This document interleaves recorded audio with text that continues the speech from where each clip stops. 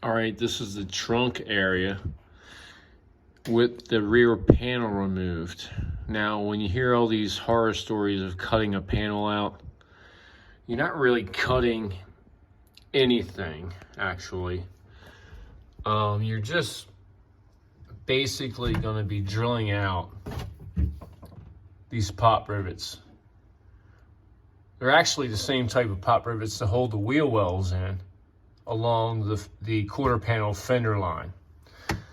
You'll drill all those out, and once you drill all those particular pop rivets out, you'll have to come in.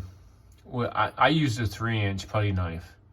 It worked well for me. It was wide enough. It was pretty flexible, so I was easily able to separate the glue that holds the panel in once you get the pop rivets out.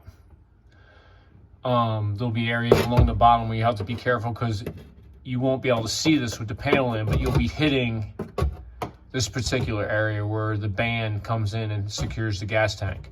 So if you feel like you're hitting that, just come down a little bit lower, come across, but you'll see where the band is when you start hitting it and you come across.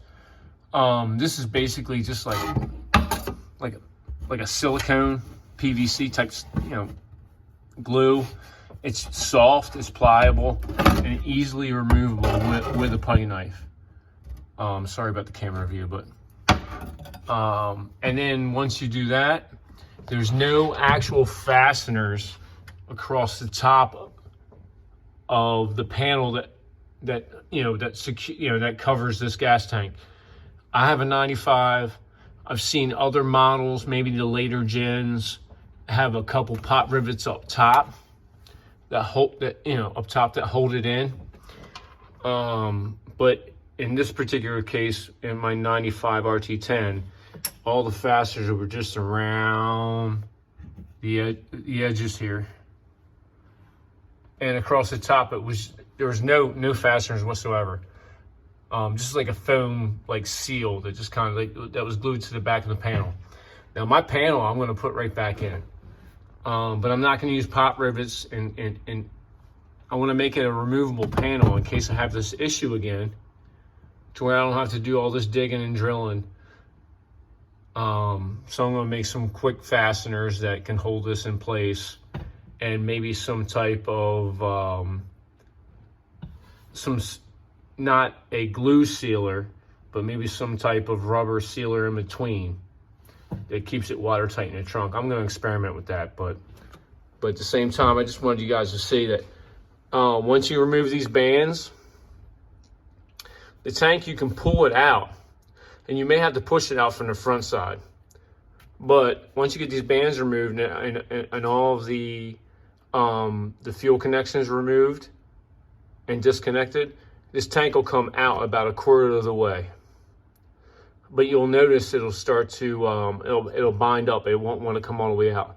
So what you have to do is you take the tank, once you get about a quarter of the way out, you're going to tilt it downward and continue to pull out that way. If you don't pull out downward and diagonally, you'll never get the tank out. It'll drop out that way so easily. And don't be concerned about the fuel pressure regulator or the fuel module on top of the tank, because it's recessed.